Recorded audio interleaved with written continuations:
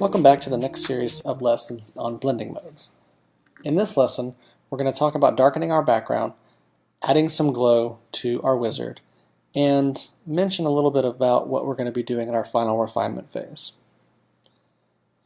So for the first step in this phase, we're going to go to our background layer, which, make sure it's not locked. Double click. So we need to create a more acceptable background. It doesn't need to be this light in the background. It needs to be dark. We need to set the mood, so to speak. We need to make sure that everyone knows where that light source is jumping out of the book. So I'm going to go up to Image, Adjustments, Brightness and Contrast. And I'm just going to take the brightness down a little bit, maybe to -40, maybe -35. We don't want it to be too dark just yet. We want to keep some of that light in the background. I'm going to come over to my brush, choose a soft round, make sure it's at 100% opacity, make sure our mode is multiply. Also make sure our background mode, our layer has been set to multiply, so with double multiply we're going to get a really dark color. And what I'm going to do is come in and sample that dark on the robe, your darker color that's in the shadows more than likely, if you want to do the same. And I'm just going to come in and start holding it down and just kind of airbrushing in the darkness around him, kind of keeping a halo effect around him. I don't want it to be too big, maybe something like that. We know where the glow is coming from, we know what's happening, it brings our attention to the middle. We're not distracted by the gray backgrounds, and I think that looks pretty good. Kind of go over the edges one more time. And we've set the tone very nicely. Next thing we need to do is add a new layer above the background layer. Let's see, what do we need to do? The new layer will go into color dodge mode. And we're going to basically come in and airbrush our glowy effects.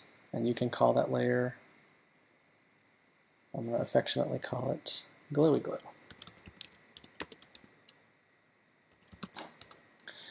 And I'm just going to make my my soft round brush, maybe take down the opacity just a little bit to 50. And I just want to come in and give him a little bit of glow, maybe behind his hands. Maybe he's got that power pulsing, maybe kind of around his body a little bit here. Want to be careful you don't let up when you don't mean to let up when you're dealing with that brush. You can also kind of come in and give your energy fields a little bit of a glow if you'd like.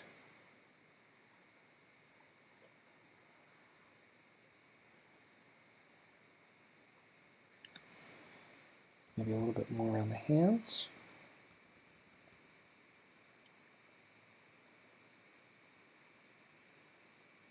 Again, this is going to be dependent on whatever color it is that you have chosen for your color book. Maybe we will give him kind of a omnipresent glow kind of. Just kind of pulsating with power. Okay. I think that looks pretty good. Let's go back up to our energy flow layer. And if you'd like to add some kind of glowy glow on top of that, you're more than welcome to, but it may not play well with that, so if you're happy with that, I'm happy with that. Let's see how that looks on top. Give it a little top glow. Ooh, back to the one here. You don't want to do too much glowy glow. Yeah, I kind of think that's too much, so we'll back that off. Okay. So we've added our glow to the guy. We've changed our background. We really only have one step left to do, and that's going to be working on our finer details, coming in and messing with multiple lighting effects on the face and on the hands, and we will tackle that immediately in the next lesson. So I see you there.